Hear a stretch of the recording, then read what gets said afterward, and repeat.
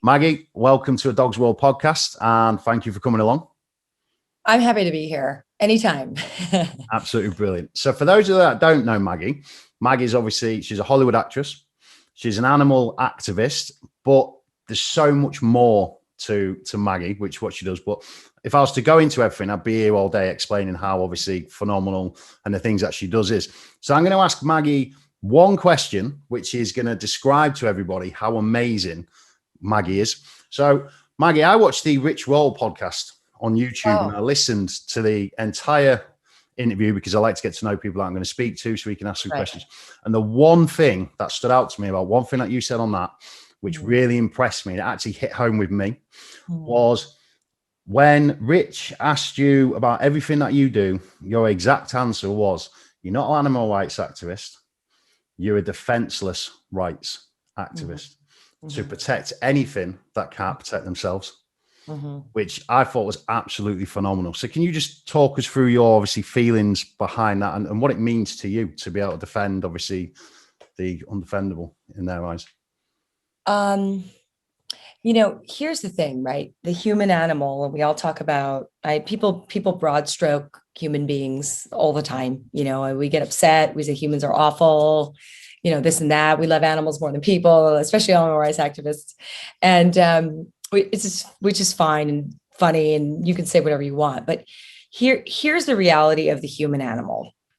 We are the only animal that I know of that is evolved enough to make the informed decision of seeing weakness in our species and showing compassion and empathy and actually taking in that weaker, whether it's an elderly person or someone who's been hurt or whatever it is.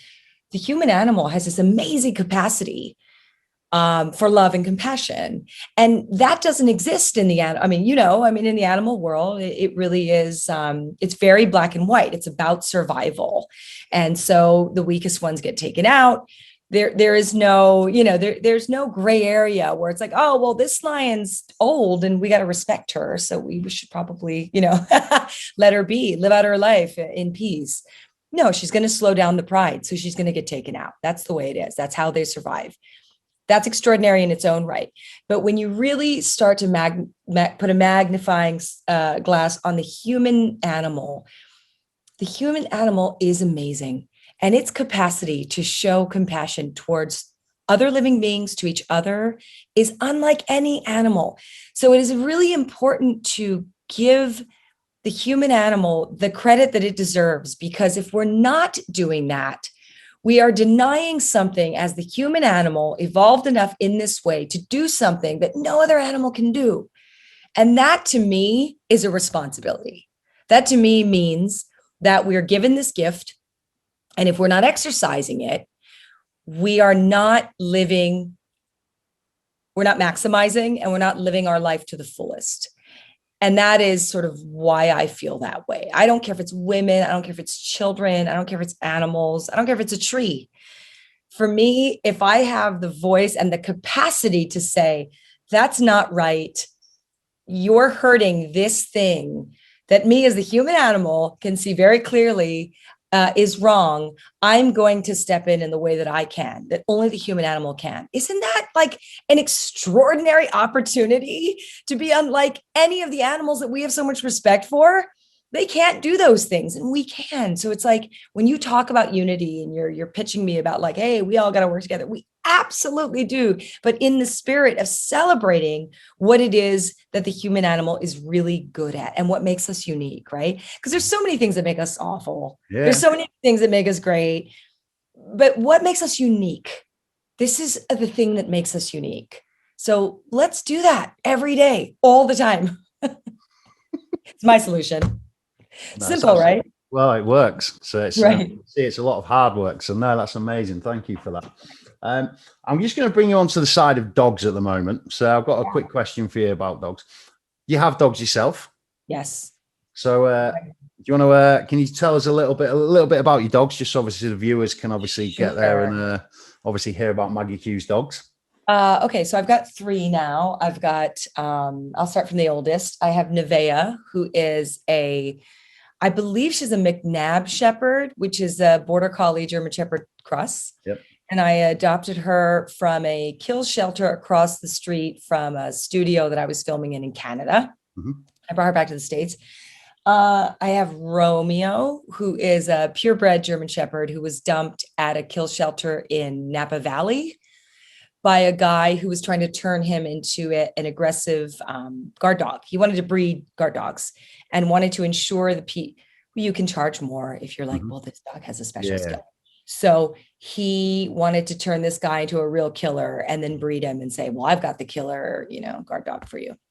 And he was not having it. He's the most docile. He's the kindest. I mean, hard on his sleeve. I mean, he's just the nicest German Shepherd you ever met. So anyway, he did what he did, and he put the abuse that he put on him for as long as he could, up until he was 8 months, and he could see that the dog wasn't having it, so he dumped him. So I got him, and then Don Julio, who's the little terrier, is from my friend's rescue in Vegas, and I drove there last year to pick him up. He was one of the puppies of a pregnant stray. Oh, bless him. So yeah. all three of them are rescues. The docs don't shop. Yeah. Words to live by. I've currently got 6 in my house at the moment. Stop. So yeah. So if you hear snoring in the background, I've actually got my Frenchie's asleep just down there. Yeah, I was going to say Frenchie, Bulldog, Pug. Yeah, so I've got a French Bulldog, English Bulldog, blind Springer Spaniel, who's an ex-army search dog. I've got my crazy. In fact, actually, one of your dogs I saw on your Instagram, Jake, one of mine, is actually the spitting image of him with the. Is it the Shepherd? No, so he's got the brindle look about him. You had a dog. Oh, that's my friend's dog. Is that your friend's dog? Oh, okay. Well, he's a spit. Yeah, the brindle. He's literally spit of him, yeah. So I love brindles. He's so he's a sweet boy. So he's asleep, and then I've got a dog upstairs that I actually crawled under an old public toilet in Bulgaria to save. Tried to bite when he was a pup, yeah. So I managed to get him come out covered in feces from head to toe. So he's upstairs as well, and a Weimaraner. So wow, gorgeous. So if you hear barking or snoring, mine too. It's gonna happen. They're gonna bark. It's gonna happen. It's one of those, unfortunately. Yeah. But, hey, we've got them all. So you did have 8 originally. I heard you had 8 at one point, didn't you? I had 8 at one point. I had 8, and my issue is that I don't rescue Shih Tzus, or poodle. I rescue dogs that no one else can handle, right? And that was sort of my MO for a really long time. So I had shepherds, I had pit bulls, I had, I had big, extreme dogs. And at one point, they were all trying to kill each other. And I had really not gotten to the point where I am now, which is like, I literally could be a dog trainer. If you wanted me to train your dog, I could train your dog in 2 seconds. I have been trained for the last decade by my trainer and really immersed myself in their behavior and what's best for them, because rehabilitation is as important as rescue, right? So you take the dog in, you have a very big heart. That's awesome. The dog now has a roof over its head. It's safe. Now you have to get into their head and what keeps them safe, right? What keeps them safe is structure and boundaries and training, right? They have to have those things. And then with those tools, they don't end up getting returned, right? A lot of people return rescue dogs because they don't fit the mold, right? They're not perfect, or they're not acting the way they want them to act, right? And so that's a big issue too. So a lot of these rescuers, they're doing the best they can. They're rescuing, which is already a ton of work. And so the rehabilitation thing gets lost. Yep. And it's absolutely imperative that when you rescue, you get the proper training for that dog, so you guys can live a happy life together. You also don't want to have these animals and be so stressed that you can't handle them. And that's what happened to me. I speak from experience, right? Yeah. That happened to me. I thought that love was enough. It's not. So I was taking them all in. I brought 4 dogs from China back with me to LA. Yeah. And and they came from, really like areas where there is no animal control. They're just culling these guys in the street, right? So these are like scrappy, like kick-ass dogs that will kill you. And they definitely try to kill some people. But anyway, so I think it was nice for me to be able to come to a place where all of that happened. It all culminated. Everybody was trying to kill each other. And that's when I had to rehab Maggie and realize that, love's not enough, that we have to be multifaceted to take on animals like this with trauma. And so I put myself through training. It's been 15 years now since I've been able to, I have a handle on dogs in a way I've never had before. No, it's right. It's no, you're spot on. I see that a lot. So I get a lot of messages from people that get rescues from abroad, people that haven't actually researched the dogs or the rescue properly, unfortunately. So when the dog comes and it's got behavioral issues and they message the rescue, it's nothing to do with us. Then Sure. I was actually around somewhere last week. I went to I drove 2 hours to visit a lady who was having an issue with a rescue dog, was fear aggressive towards humans. She didn't know what to do.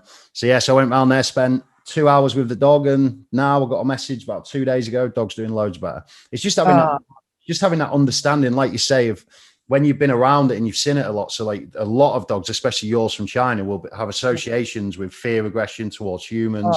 They'll be human aggressive, and it's about taking that step back and, like you say, getting into the dog's mind, realizing they've got a negative association and taking the time to turn it into a positive association. But a lot of people, especially in the UK, we don't really see that sort of behavior from shelters or around the UK very often. It's only when the rescues from abroad. So if they've never had one, I don't understand that. So now I 100% get where you're coming from with that. Yeah. We have to educate ourselves to take care of them in the way they deserve. Yeah, 100%. Yeah. Yeah, that's absolutely brilliant. So you managed to get it down from 8 to 3, but it's like you say, it's the right thing for the dogs, because obviously the dogs will be happy as well. They are. And so that was my lot, sort of, that was in 2005 when I got back to the States. So they've all passed now. They lived out their lives, and one of them made it to 17, which was amazing, a shepherd. That's a good age. I know. And so so this is like the new generation of rescues for me. Brilliant. So you brought 4 back from China.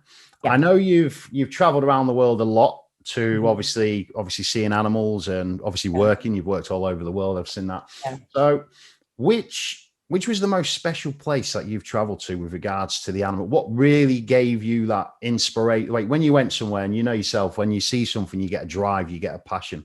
Sure. What was the key place that you went to and you stopped and thought, wow, we need to get on top of this, and it gave you that drive? Well, it's interesting. There's 2 answers to that question, because there's a negative and a positive, right? Yep. So I think that obviously I lived and worked in the Asian region for about 8 years. And at the time I was living in Hong Kong, traveling to China, going down to Southeast Asia as well. And so obviously within that region, you're not seeing the treatment of animals in the way that we wish that, we were seeing. Obviously, it's just culturally not a priority for them. And on top of that, there's cruelty that is really unimaginable, but there it is. It's happening all the time. And another thing, because culturally it's really not a thing. It's changed a lot now, but when I was living there, it wasn't a thing to like see an animal being hurt and intervene, right? Because again, culturally, like I don't even know if you do that with people. Like it takes a lot for somebody to stand up. And I think this younger generation coming up is a lot more vocal about abuse and all that. So that gives me a lot of hope. I mean, the older generation look at animals really like cockroaches. It's all kind of the same thing. They put them all in the same bucket.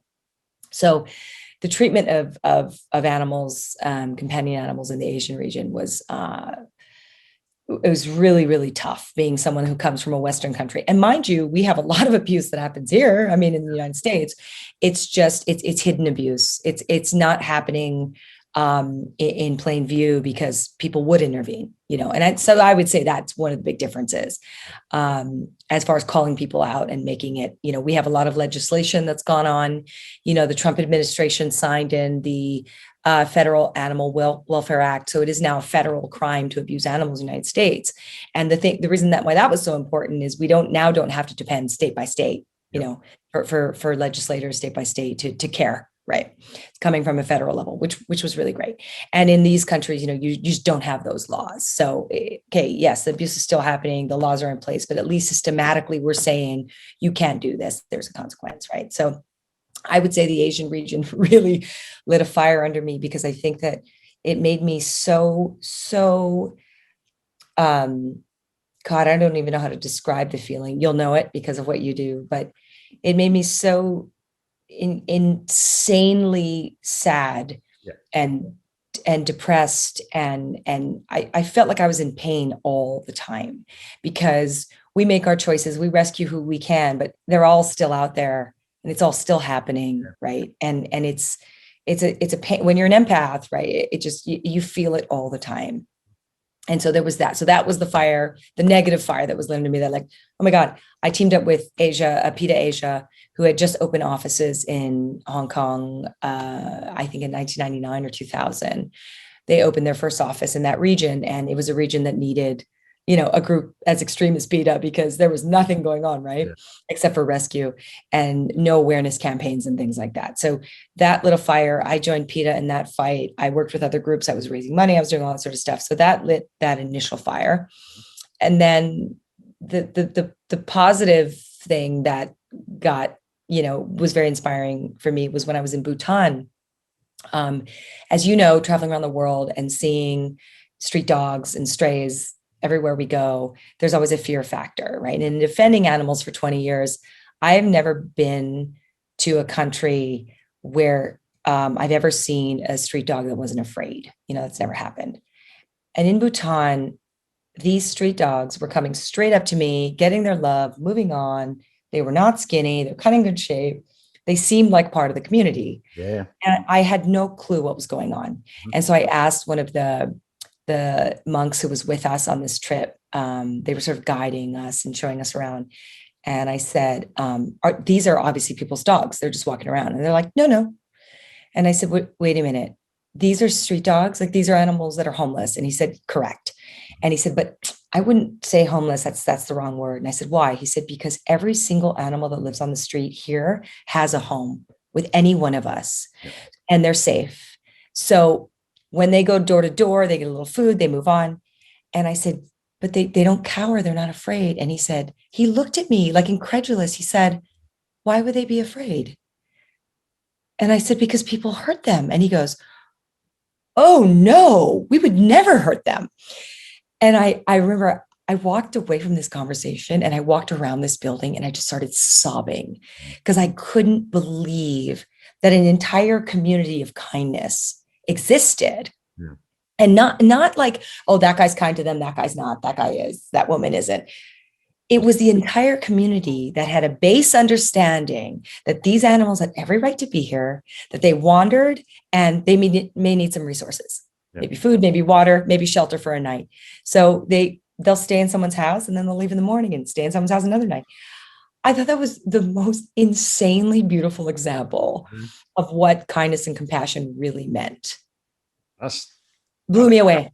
Well, it's blown me away just listening to it, because like I've never seen it. I've never seen it. And like you say, you're used to obviously seeing fear, aggression, cowering, obviously from the dogs when you go play, especially on the streets. And I can imagine that was a pretty. No, I couldn't stop crying. I just couldn't stop crying. And I think I was crying for the dogs that didn't get treated this way. And I was crying tears of joy for the dogs that were in this community. And to actually bend down and have street dogs come up and with no fear and see them thrive in a community. It made me so proud of them. And it also made me really ashamed of the communities in the world that don't do it and can't see it. Yeah, so. I know what you're saying with that. I mean, I'm sitting here just trying to even comprehend a place like that, to be honest with you. Isn't it amazing? And I think it's a 70 to 80% Buddhist population. Yeah. So most of the country is also vegetarian. Yep. And, sort of 20% isn't, but it's more philosophical. It's more about, this is our philosophy of life, right? Yep. If you took a life, it would be for a reason. It would be, there's nothing gratuitous in the behavior as far as their philosophy goes. And when you think about like religion or anything like that, I mean, I look at a religion for anyone. I mean, I grew up Catholic, so, I'm fully aware of like what organized religion looks like. Yeah. I suppose there are goals in every religion, and they're generally not really adhered to or lived by. Mm-hmm.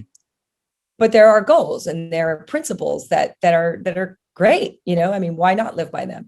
this was the only place where I actually saw that principle in action. Yeah. Real time playing out. This is what we believe. And in our actions, we show the world what we believe. I mean, I don't know. Is there anything better than that? It's incredible, isn't it?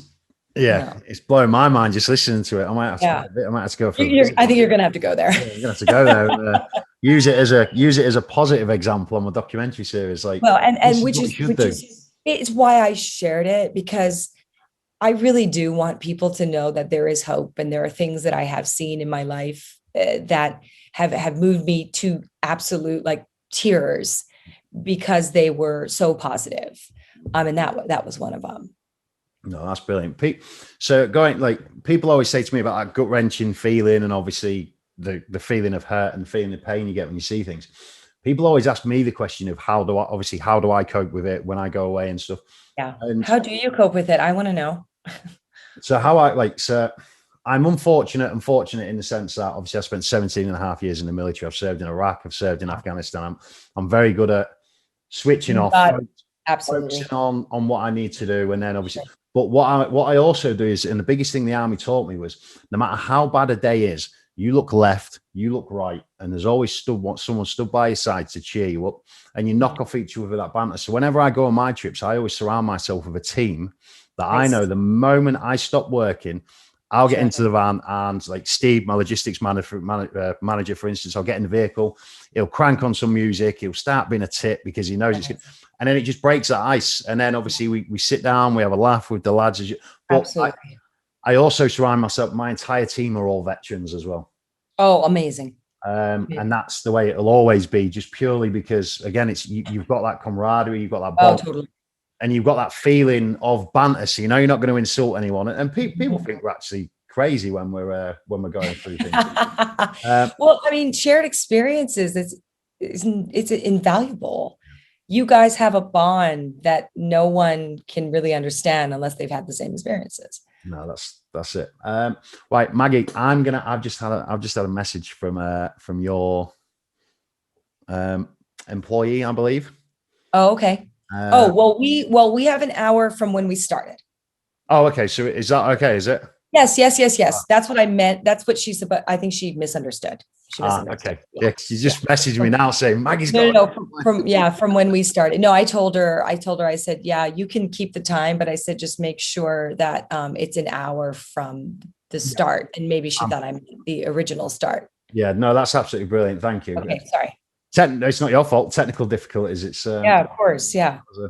A nightmare. I know. So you touched on a minute ago something that I really want to talk about, and that's the younger generation. Yes. And one of the things that I always preach to people, that the vital component in obviously the protection and the welfare of animals, if we're ever going to change anything, is the education of the younger generation.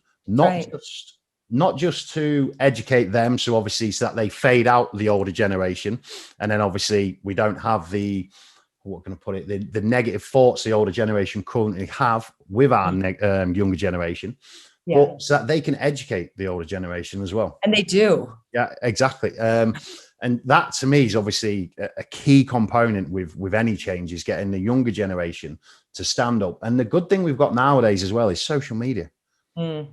The moment something goes viral, that is it. Like my kids are on it, my two little girls, they're like, have you seen this, Dad? Have you seen this? And it goes viral and everybody sees it. It's absolutely phenomenal. And I was just wondering, obviously, what your experiences were with the education of obviously the youth of today, and obviously them coming through and they're going to have the greatest impact for our animals without a shadow of a doubt. Yeah, they are. And they also have a level of self-worth that I know I haven't had, in my life. And so I think they feel heard, and they know they have a voice. And that's really important, to be out there in the world and say, well, this matters to me. And I have enough worth to know that what I speak of from the heart should matter to people. And I'm going to forge ahead. So that I really admire about this generation. I got on social media. I was in Africa with a best girlfriend of mine, and I was usually there every year doing different work with one of the foundations in Kenya. And I had she was a donor. And I took her on this trip, and she we had decided that after we did all of our, we were in Savo for a few weeks, and then when we left, she said, well, why don't we just go and sit by a beach for a couple of days just to like come down from everything. So because we did a lot of stuff. I mean, we were in helicopters and we were on vet calls. We were like down, we were in the bush. And it was very emotional. I mean, a lot of it, you know, and I was volunteering to do some photography from the helicopters. And so there was a lot of death and decay from the air that was happening, and we were finding elephants butchered, and you know, and so it just took a toll. Anyway, so we go and we're on a beach, and we're sitting there for a couple of days and just decompressing. And she says to me, you know, Mag, I really think that you not being on social media it's enough already. You have to do it.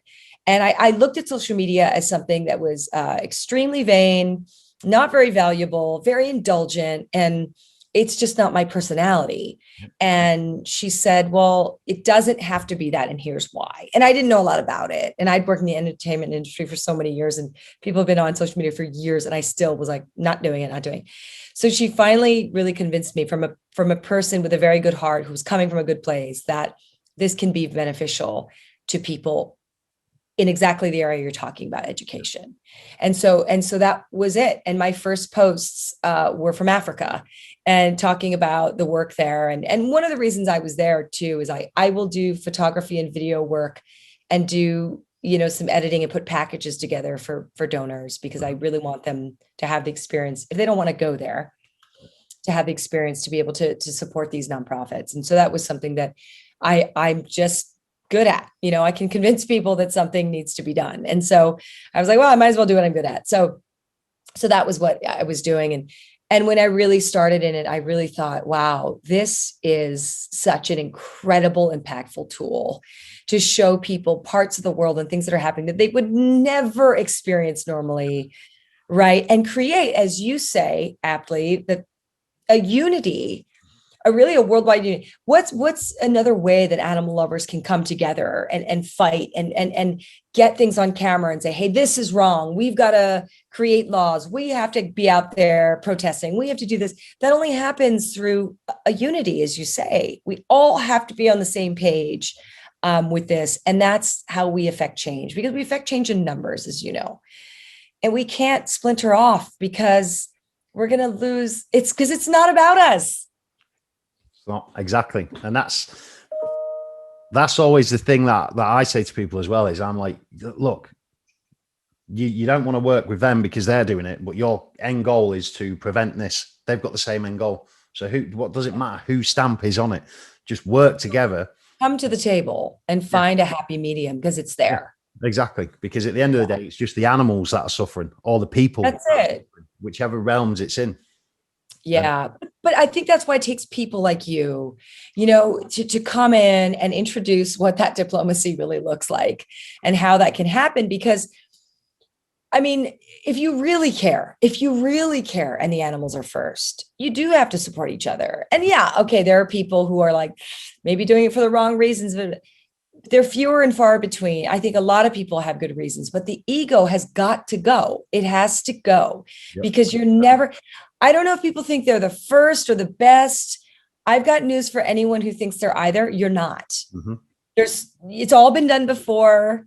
There's always going to be someone better than you at what you do. Just do your part, because your part matters so much. It doesn't have to be, there's no scale for it.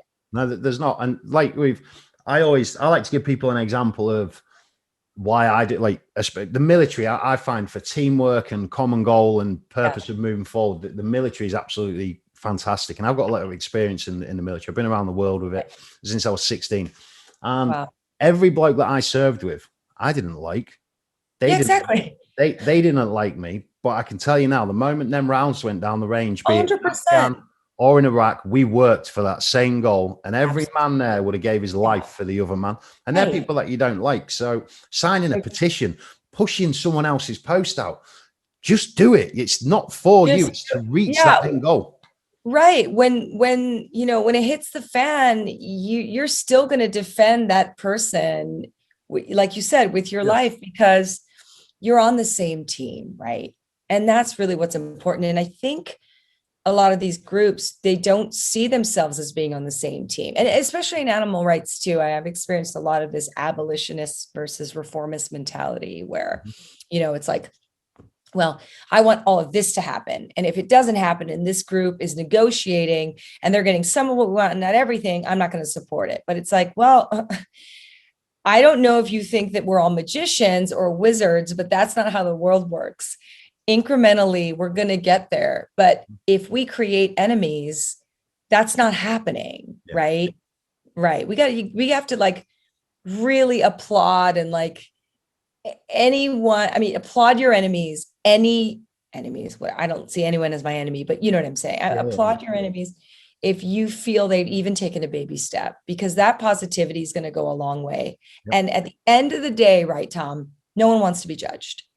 They just don't. Nobody wants that. So we go into it saying, hey, I'm still going to fight to do more. What you did, little bit that you did, thanks for doing that. That's really appreciated. What are the chances that person is going to maybe reach out to you again or care about what you're doing? Or even if they don't right away, plant a seed that you're someone who's worthy of respect. And you're not someone walking into a room, because I've seen this. I've been an activist for 20 years.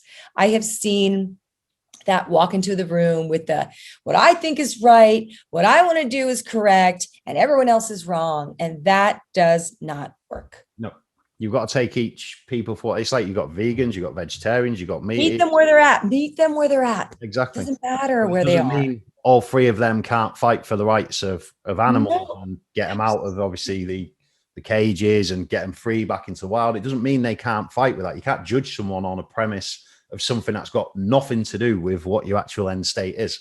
And keep your eyes on the prize. Yeah, that's it. Exactly. And like I said, I see it a lot all the time. And it's one of the biggest problems that I find everywhere I go. And we have a term in the UK, and obviously it's a little bit of foul language, but we call it bitching. Yeah. So basically, it's like just dead bitchy in the rescue world. And I hear that every single rescue. Oh, I like that. Yeah. Dead bitchy. I love that. Every rescue and shelter I go to, it's like, rescue world's dead bitchy. It's just like, and you hear it like slagging them off. And I'm just sat there like, you want to save dogs, you want to help dogs. That's what they want to do. So just work to do it. You might have something that they don't need, that they need. They might have something in abundance that you need. And then obviously give it, swap, work together. And it's just use each other's strengths to heal each other's weaknesses. But and how about just accept, there's so much misery that can be just dissolved with acceptance, right? They may not do things the way that you do, but they're doing it the way they do. And they are moving in a direction, and they're making steps for animals in the way that they do. It's dangerous to make assumptions about what someone else's end goal is if you haven't really sat with them and said, hey, what's your goal? These are my goals. Like, do we have any shared goals? Maybe we don't, but I've still sat down and taken a step towards not assuming I know who you are or how you want to do things. And I think those assumptions are very dangerous in life. They get us in trouble because it isn't, most of what you think is not true. Yeah, no, I 100%. One of the other things I see a lot, you probably won't have seen this on your level, is what I find a lot is when you get say Westerners from first world countries, Americans, Brits go into Balkan countries to live. What they do is they judge shelters and rescues on what it's like back in England or it's back in the US, to the point where they go on a witch hunt for individuals. And I have to sit there and I'm like, are you kidding? No, seriously. There's actually an American couple in a Balkans country who've got a shelter, and there's a group of expats, we call them, ex-Brits, that are now living in this Balkan country that are on a witch hunt for them, because they're sitting there going, this ain't right, you should be doing this, you should be doing that, blah, blah, blah, this should happen, that should happen. And I actually got a message from them and say, do you know this is happening? And I was like, yeah, I know that's happening. And they're like, well, why are you allowing it to happen? I'm like, because there's nothing wrong with it. We are not in England. I was like, you are in the Balkans. With regards to Balkans countries, that is a good place. So if you want to see what it's like, trying their best, go around public shelters.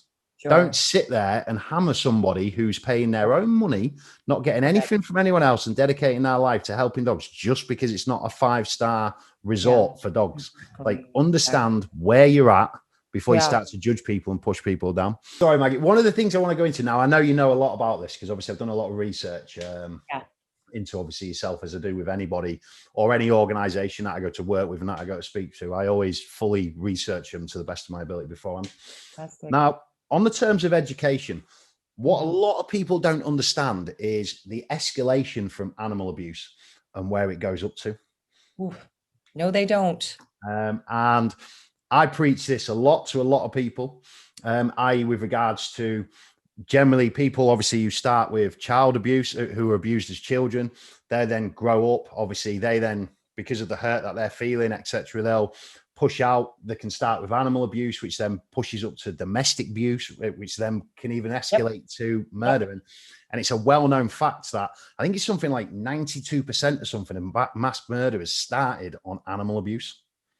Yeah. So 90, it's in the 90th percentile of mass shooters.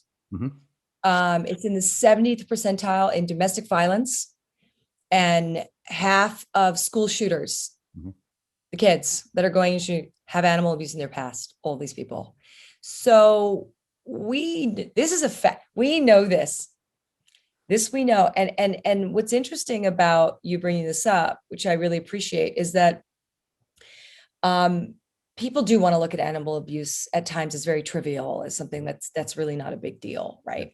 Because it doesn't affect them directly, or they don't see animals as whatever. But if you really can link this and draw a through line through where the abuse starts and where it goes into society, like societally, we are now in a lot of trouble because we have taken a disturbed individual and allowed this to happen, and him or her to get away with this. And it's only going to naturally escalate to hurting their children, their partners, and then people in society. And the way that I work a lot in legislation here in California, and for me, there's a senator. His name is Senator Wilkes. He's a Republican here in California, and I've done some work alongside him, gotten him, to really focus on the animal issues in the state legislature here. And he's a great guy. And he wrote a piece, I'll send it to you actually, about this. And is trying to introduce legislation in this state where we can actually get people who have been caught for animal abuse, very specific counseling, where they have to go through a program and understand where this behavior is taking them and why it's happening. This is really, if we don't catch it here, we are then, this is translating into something that involves resources, hospitals, police, everything you can think of. It is really a downhill slope. And the way that I've used this actually to help the animals, and essentially ultimately to help people, is when I'm talking to a lot of these legislators, they don't care about animals. I mean, most of them don't. I mean, they care about getting reelected. That's all I care about. And drawing this line for them and showing them that down the road, this is a real issue you're going to have with your constituents and in your districts, has hit them. It really has hit them hard because no one's ever made the connection, and now that we know, we have the data to show, we have studies, we know that this is happening. The guy who's beating his dog is not going home and being kind to his wife. That person doesn't have patience with the children. That's not happening. It's not. So this is, because we know this, let's look at this as a warning sign, a real flag that this person's going downhill. And in my own life growing up, I saw it. I saw people who were cruel to animals, and I saw exactly what that turned into. And it was bad.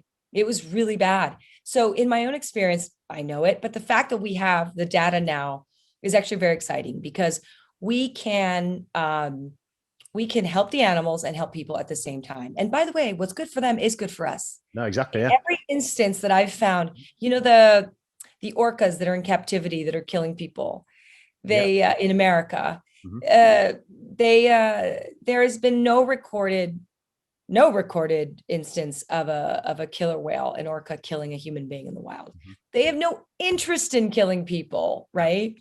They kill people in captivity because they've gone crazy. Yes. And so, right? So it's interesting. So the reason I'm tying this back to this is that we have not been able to move on any legislation to protect orcas until they started hurting people, Yeah. It's mad, isn't it?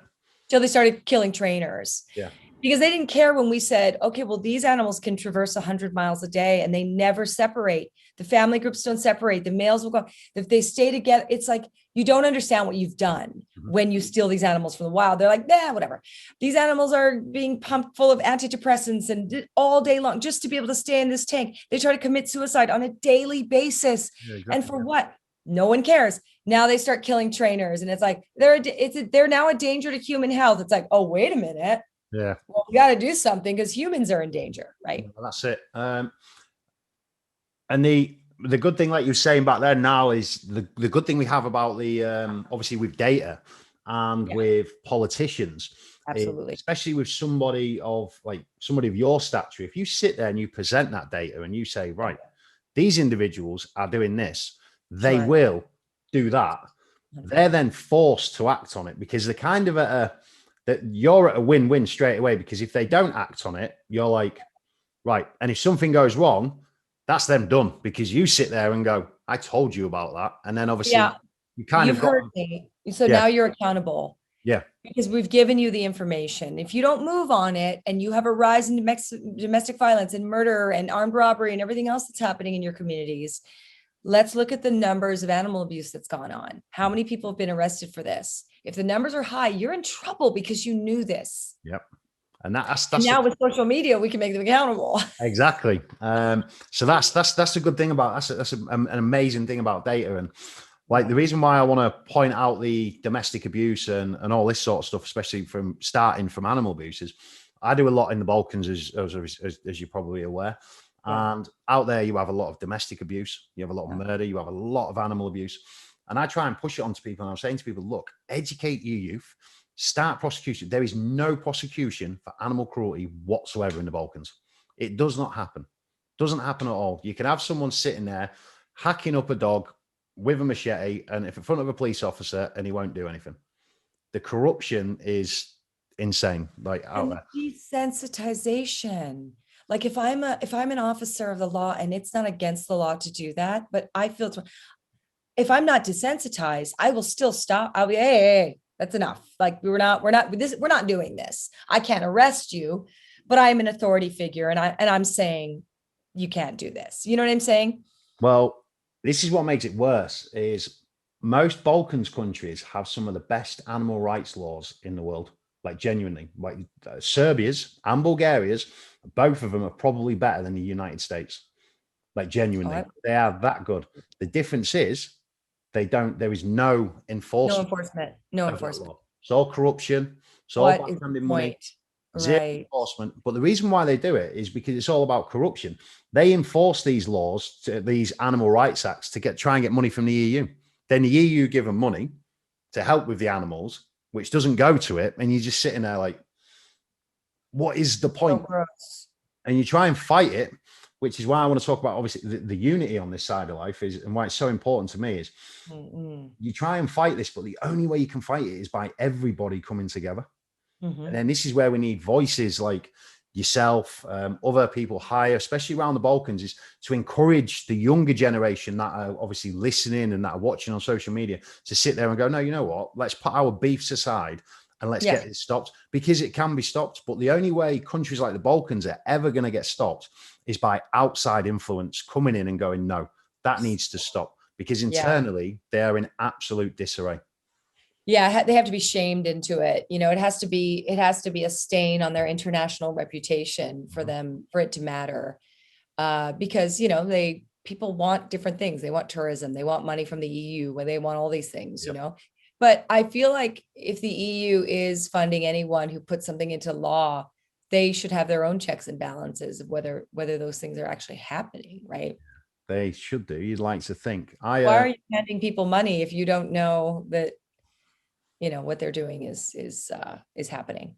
well, you don't know what's going back the other way, do you? So there's a lot of stuff that we're actually looking in at the moment with regards to this, because it's insanity. I mean, it's sometimes in the US and in the UK, you feel like you're beating your head against a brick wall. Sure. In them countries, on it, I've never witnessed anything like it. Is the corruption, the level of corruption is just insanity. And it's blatant, isn't it? Yeah. It's right there. It's not, no one's hiding anything. No, it's literally. So I'm going to give you an example of how bad it is. Okay. I've actually got a petition out at the moment on this kill shelter. They've killed over 10,000 dogs. It's been social media, there's footage of it. There's been This is evidence. Serbia. Yeah, in Serbia, yeah. There's evidence been out on it weekly for the last 10 years. There's been petitions galore. I've got a petition at the moment. It's on about 40,000, I think, to try and get it shut down. Now, there was a veterinary inspection. So legally, by law, if the veterinary inspection of Serbia turns up to a shelter, you've got to give them entry at the point they turn up, regardless. So the owner stands outside, not happening, you're not coming in. Police turn up, not coming in. Police are like, so the police should force entry. He's like, you step one step in here, you're going to lose your job. That's just what this guy tells to this police officer. So all these police officers now are stood outside like, well, we're not doing anything. A member of staff picks up a shovel and whacks it round a female protester's face for no reason whatsoever in front of the police. Police do nothing. Then the staff start manhandling the police. Again, illegal by Serbian law. Police do nothing. Police go away. 4 weeks later, I go over there. I walk up to the owner of this shelter manager. We've got it on footage. I say, good morning. How are you? Just wondering if we can have a chat about, obviously, the things that I've been hearing. There's two sides to every story. Nice and polite. Started screaming and shouting at me. Of course. I walked off, stood at the top of the road. Police come. I got arrested. No rights read. No nothing. Thrown straight in a cell for 8 hours. No food, no water. We're talking to someone? Yep. Then I got blue lighted straight to court for 35 minutes and I was put straight on trial. Not even been told what my charges were. Oh my God. Oh my God. This is the kind of level of corruption that you're facing in some of these countries. And this is a kill shelter that is renowned for it. But because they're obviously backhanding money to the government, because the government, they leave them alone, pays them to kill these dogs as well. Right. Sure. That's even the worst. And it angers me. it just rages me. And I've been Kenya. I've been all over the world, all over the Middle East, everywhere. And the Balkans is probably the worst I've seen. And the reason why it's the worst is because of the corruption. I'm very cautious of your time, Maggie. So I've got 2 questions left for you. Sure. That's great. So if you have to say anything now on, I know we've gone through it loads, but on unity and awareness, what your key thoughts are on unity and awareness and why it's so important, what would that be? Oh gosh, that's a big one. Well, it's the most important. There is nothing stronger than coming together with a shared drive to protect, right? I mean, you think about when you talked about serving in the military, you are there to protect one another, and you look at how strong that unit becomes and how successful you can be in that example. And I think that's why being at the helm of this is really it's an important example, and you've lived it. So it's not something you're talking about or something that you are professing that you don't know. This is a reality of energies that need to come together in a way where we're creating strength in numbers, right? If I want to, me and my community, and let's say in the city of Los Angeles, like we want to just shut down the biggest store, we could all not go and just make that decision. Hey, none of us are going to go to that big store where children make the stuff. Okay, let's not do that, because that's cruel. We don't believe in that. If everyone didn't go, it would be over. We're talking about multi-billion-dollar, a year corporations. Like, we're not talking about, we have strength in numbers that is, I think, more powerful than most people give credit for. I don't think they realize that as one individual, you may not feel powerful, but your voice added to the masses, and us building on that really becomes something that you cannot mess with. You just can't, because energies that are collective are more powerful than really anything, and becoming organized in those energies, right? So it's not just like, oh, we all care about the same thing. It's like, how do we mobilize our energies to make a difference? It's everything to do it together. As you know, no one individual can do anything, not even remotely. And even if you care just a little bit, you don't even have to be like hardcore like me and you. But even if you care a little bit, what is it you can support and add your voice to? And for the people who are doing it every day, why not join forces? Why not be able to stop making the assumptions, drop the ego, and just really look at what it is that the shared goal is and what it can become when we do it together. Brilliant. Yeah. Thank you. That is, yeah, no, 100%. And I know we've gone through obviously variations of that the whole time through this, but like you say, awareness and unity is the biggest thing. It's the only thing that's going to get people through and the animals through obviously the situations that we currently find in them. And so my final question for you, Maggie, we spoke about this at the beginning, and then I'll let you go, is we spoke about creating a celebrity link. We want to show obviously the importance of unity and awareness, and basically within friendships, and how anybody can do it, but we're going to create it on the highest level with individuals like yourself with celebrity status. So who is your celebrity link going to be to come on the podcast and talk through next? So my friend who I did a movie called Live Free or Die Hard with, he's a comedian and an actor that I've known for a really long time. He's a very close friend, one of my closest. And he's always sort of, since I met him, admired that I fought the way that I did for animals. And it was something that he's always loved them, all of that, but never really, again, mobilized, to make a difference. And then he did. And I started to see him, really speak and protest about things and make corporations accountable for their cruelty and be out there asking those questions in only the way that he can. And so I would love him to come on to speak to you. He's the guy that knows everyone. I'm the one who doesn't know anyone, and he's the one who knows absolutely everyone in this industry. So what I look forward to is that you speak to him, and you'll love him because he's hysterical and very smart and very motivated. He will then open you up to a whole world of people who can help and who care. So I'm going to nominate as my celebrity link Justin Long for you to speak to. He's Dodgeball Justin Long. Dodgeball, yeah. Dodgeball Justin Long. I know who you mean. Yeah, no, that'd be absolutely amazing. Yeah. So I look forward. Obviously, if you can, I'm going to put you guys in touch.